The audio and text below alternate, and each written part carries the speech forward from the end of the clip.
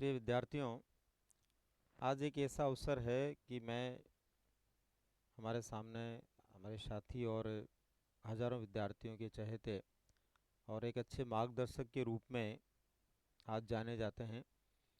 विशेष रूप से शिक्षक बनने वाले विद्यार्थियों के लिए आदरणीय उग्रसेन सियाग जी, जो अभी कॉलेज लेक्चरर भी हैं। आप जो है, जहाँ तक मेरा मानना है, एक सामान्य शिक्षक से सफ़र शुरू करके यहाँ तक पहुँचे हैं। आपके अनुभव और जीवन के वो कटु सत्य आज जानने का प्रयास करेंगे कि एक व्यक्ति जो है शिक्षक भर्ती में छोटे पद से लेकर के कॉलेज तक कैसे पहुंच सकता है, और उसी के बीच में हजारों विद्यार्थियों के चहेते मार्गदर्शक के रूप में भी वो काम करते हुए उनको भी सफलता दिलाने में योगदान दे सकते हैं। तो सर, आपका बहुत बहुत स्वागत है इस सेशन में। धन्यवाद सर। कुछ खास जीवन के वो पल जो इन विद्यार्थियों के लिए एक मोटिवेशन बन पाएँ, और ये भी इन चीज़ों को समझ पाएँ कि हम किस तरह से एक मुकाम तक पहुंच सकते हैं, एक सफलता को अर्जित कर सकते हैं। इसको लेकर कुछ बातचीत हम करना चाहेंगे आपसे। तो शुरुआत मेरी है कि सर, जब आप सबसे पहले शिक्षा प्राप्त कर रहे थे एक विद्यार्थी के रूप में, यूँ समझिए एक माध्यमिक शिक्षा, उच्च माध्यमिक शिक्षा में, क्या उस समय आपने सोचा था कि मैं आगे चल कर के जो है ये सब कुछ करने वाला हूँ? सर, पहले से तो कोई पता नहीं होता, हम्म, क्योंकि कारण ये है कि मैं हमेशा से सरकारी स्कूल्स में पढ़ा हूँ हम्म, और एक बहुत ही पिछड़े गांव में।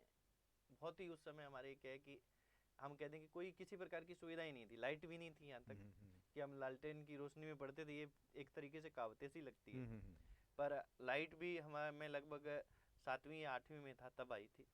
उससे पहले लाइट नहीं थी, लालटेन में हम पढ़ते थे। तो बहुत सी अभावग्रस्त चीज़ें थी और ऐसा सोच नहीं पाए थे सर कि हम यहाँ तक पहुँच पाएंगे। हम्म। सर, आज जब हम बात करते हैं इस स्तर तक आप पहुँचे हैं, तो सबसे पहले जब आपने शिक्षक भर्ती के लिए खुद ने तैयारी की होगी, उस समय किस तरह से आपने तैयारी की, और आप पहली बार कब शिक्षक पद पे जो है स्थापित हुए? सर, इसमें जैसे मैं आपको स्टार्टिंग से थोड़ा बता देता हूँ मेरा शिक्षा का, हम्म, कि मैंने पहली से 5वीं में एक छोटी सी ढाणी कहते थे उसे, लबाना की ढाणी हमारे स्कूल का नाम था, हालांकि वो छोटा सा गांव है। हम्म, तो उसमें पहली से 5वीं मैंने अध्ययन किया। उसके बाद हमारे पास में ही गांव था, लगभग 4 किलोमीटर दूर, हम्म, जहाँ रास्ता नहीं था जाने का, कच्चा रास्ता होता था। तो हम वहाँ पैदल जाते थे 6ठी से 8वीं तक। हम्म, हम कम से कम 10-12 विद्यार्थी थे उस गांव से, हम्म, और पैदल ही जाते थे, पैदल ही आते थे। हम्म, 4+4 किलोमीटर। फिर 9th 10th मैंने, हमारे से 10 किलोमीटर दूर गांव है एक बड़ोपल, हम्म। जो काफ़ी फेमस है सेम समस्या के बड़ो कारण। पल, हाँ, सेम काफ़ी समस्या वाला, नाम बिल्कुल।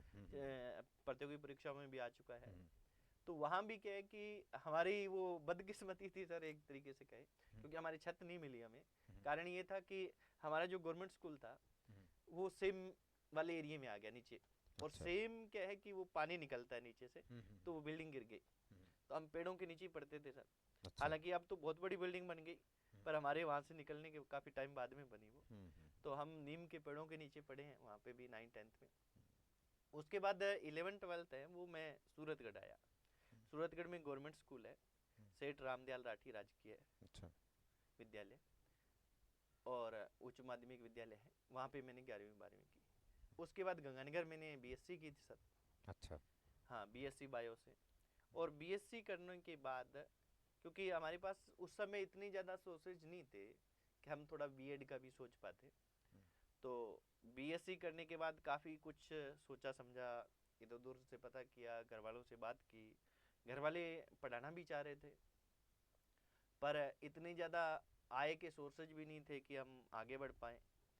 पर फिर भी हमने, पापा ने और मैंने एक मिलके डिसीजन लिया कि हम चलो कैसे न कैसे बीएड तो करते हैं। हम्म, बीएड के लिए इधर उधर 5-7 लोगों से कर्ज भी लिया सर, हम्म, रिश्तेदारों वगैरह से। हम्म। और फिर मैंने बीएड की बीकानेर गवर्नमेंट कॉलेज से, क्योंकि गवर्नमेंट का मेरे साथ साथ रहा है हमेशा से। बिल्कुल।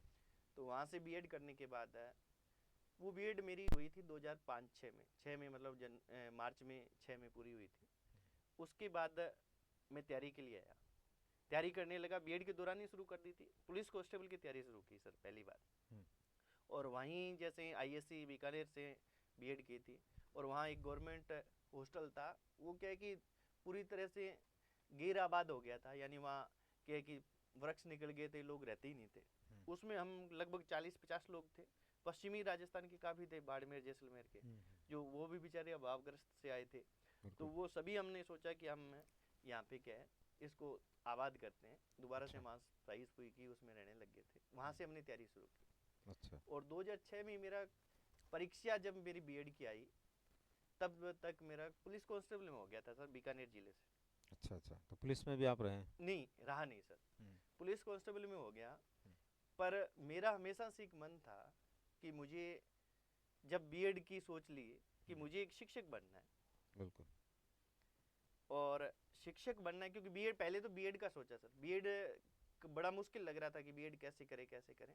जब व्यवस्था होगी बीएड के लिए तब ये सोचा कि बनना शिक्षक ही है। हालांकि विपरीत परिस्थितियां थी, तो बड़ा पजल हुआ कि पुलिस कांस्टेबल ज्वाइन करूं, वहां से एक्सटेंशन भी मांगा, उस समय मिला नहीं था। तो या परीक्षा बीएड की दूं, बीएड की ना दूं तो फिर बाद में बीएड कैसे करूंगा भी जॉब में आने के बाद। तो फिर मैंने फाइनली डिसीजन लिया, घर वालों से भी बात की, घर वालों ने कहा भी चलो ठीक है देखो आप। और मेरे पापा जी हमेशा एक पक्षधर थे कि वो पुलिस के बिल्कुल पक्ष में नहीं थे। पता नहीं उनके दिमाग में ये था कि जो खाकी वर्दी है वो क्या है कि लोगों के साथ हाँ सही न्याय है। भी करती है पर बहुत जगह अन्याय भी कर देती है। उनके दिमाग में ये थी कि टीचर बन। तो फिर मैंने तैयारी शुरू कर दी। 2007 में वैकेंसी आई सर। बिल्कुल। 2007 में मेरा पेपर हुआ था 25 फरवरी 2007 को। उस समय मैंने रूम ले लिया था पिलीभुगा में, जहाँ मैं अभी रह रहा हूँ, किराए पे रूम लिया और वहाँ हमने स्टडी की। 2 मित्र और थे। अच्छा। और स्टडी करने के बाद 25 फरवरी 2007 को मेरा पेपर हुआ। उस समय सर हमें पढ़ने का पता नहीं था, वास्तविकता ये थी कि हमने 2-3 गाइड ले आए, उनको बस लगातार पढ़ते रहते, सो गए उठ गए पढ़ने लग गए, और कुछ नहीं, इधर उधर कोई दुनियादारी का कोई पता नहीं था।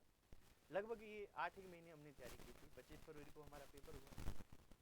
पेपर के बाद भी हमें उस समय ऐसी स्थिति थी सर, हमें पता ही नहीं था भाई सिलेक्शन होगा नहीं होगा क्या होगा। बिल्कुल। 27 फरवरी को मैंने कोचिंग में पढ़ाना शुरू किया। अच्छा, पढ़ाना शुरू कर एक दिया? दिन छोड़ के अगले दिन ही, जैसे 25 फरवरी को मैंने पेपर दिया और शुरू क्या किया, मैंने खुद कोचिंग शुरू की।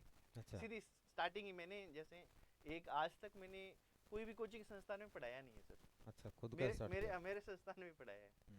तो वो उस समय कोचिंग थी सर, वो क्या थी कि पीटीटी और बीएसटीसी, केवल साल में 2 महीने हम कोचिंग करवाते थे। कोई स्कूल में किराया ले लेते थे बिल्डिंग, और फिर आगे 10 महीने फ्री, फ्री होता था? ये सिस्टम था सर। तो उसका रिजल्ट आया 2007 के लास्ट में, ग्रेड 3 का मेरा चयन हुआ, पर अंतिम में चयन हुआ, अंतिम पॉइंट पे, लास्ट यानी छोर एक पे? क्वेश्चन अगर गलत होता तो मैं बाहर हो जाता। तो ग्रेड 3 में मैंने 17 जनवरी 2008 को ज्वाइन किया। कहाँ पर सिरोही किया में। सर? सिरोही में? बिल्कुल। वहाँ लगभग मैं पौने 4 साल रहा था।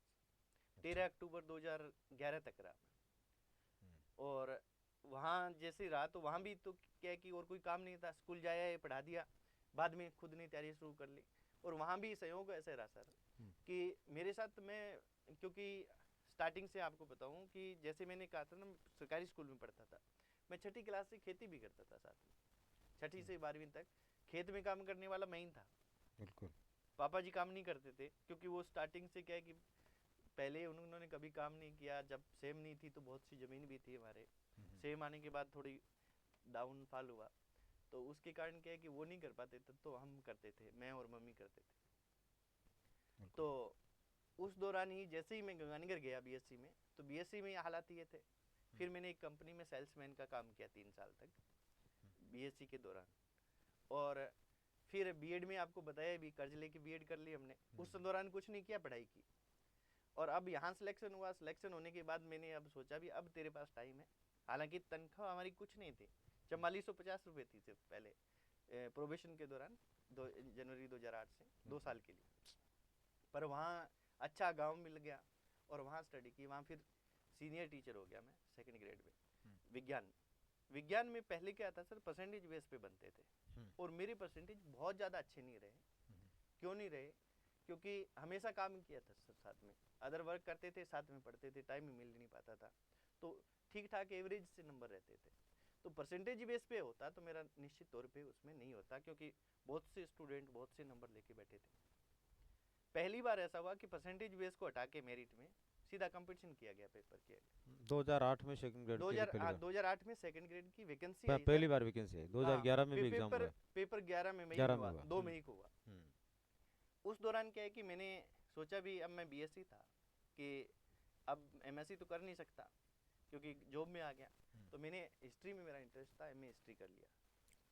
और फिर मेरा साइंस सीनियर टीचर में हो गया, और फिर सीधा मैं घर के पास आ गया कालीबंगा। कालीबंगा प्रसिद्ध, विश्व प्रसिद्ध स्थान है, सभी लोगों को पता है। वो मेरे घर से क्या 12 किलोमीटर दूर ही है। तो वहाँ पे मेरी पोस्टिंग हुई। वहाँ भी मैं 4.5 साल रहा सर। 4.5 साल का बड़ा वो सहयोग है, सभी जगह प्रोफेशन भी पूरे किए, सीनियर टीचर वहाँ रहा। उसी दौरान क्या है, ग्रेड फर्स्ट आई। और ग्रेड फर्स्ट में पहले क्या होता था, स्क्रीनिंग टेस्ट होता था, रिटन इंटरव्यू बेस्ड होती थी ग्रेड फर्स्ट। बिल्कुल। और मैं जैसे ही पीजी करते ही हमारे क्या है कि जो रिटन एग्जाम था उसके बेस पे उन्होंने सिलेक्शन कर दिया।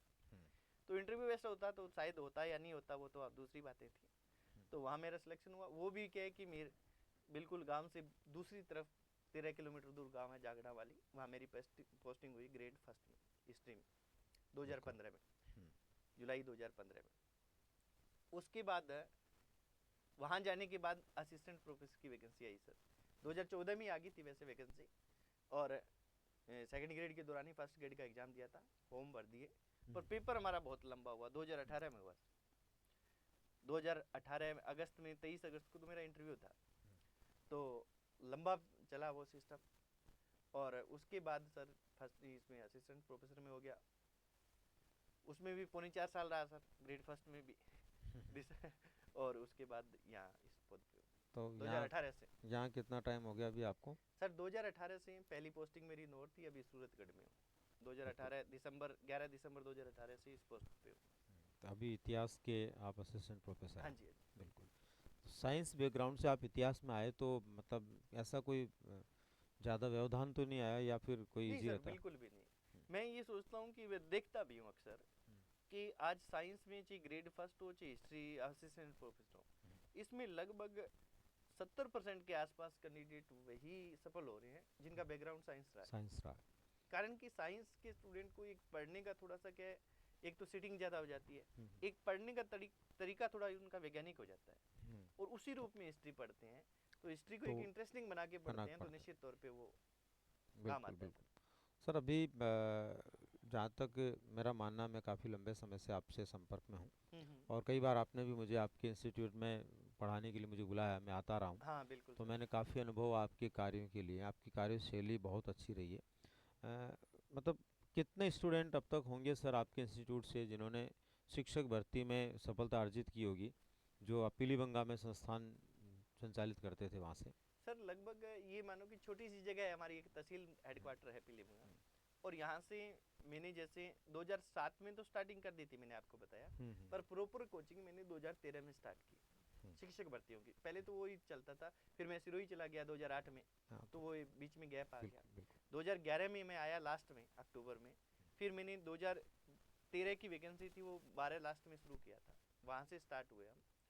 तो वहाँ स्टार्टिंग में हमारे पास थोड़े से बच्चे थे सर, और पहली बार पीलीबंगा में मैंने ये शुरू किया बच्चों के साथ कि मैं उनकी डायरी मंगवाता था उनसे, एक कंपटीशन क्लास के बच्चों से डायरी मंगवाकर, उसमें मेरे को लगता था भी ये विद्यार्थी कर सकते हैं। तो कोई रखता तो मिशन टॉप 10, मिशन सिलेक्शन भी, अलग अलग कैटेगरी वाइज बच्चों का मेरे को आइडिया हो जाता था। पढ़ाने के बाद टेस्ट लेता था रेगुलर उससे, तो उनके मैं ये मिशन लगा देता था। और फिर जो इंटेलिजेंट बच्चे होते थे उनके मैं ग्रुप बनाता था 2-2 के, और उनकी डेली टेस्ट, जैसे क्या है कि एक बच्चा है वो कल टॉपिक दे दिया, 2-3 टॉपिक दे दिए भी, मैनेजमेंट में आपको ये पढ़ के आना है, साइको में आपको ये पढ़ के आना है, हिस्ट्री में आपको ये पढ़ के आना है, इसमें दास्तान जी के में ये पढ़ के आना है।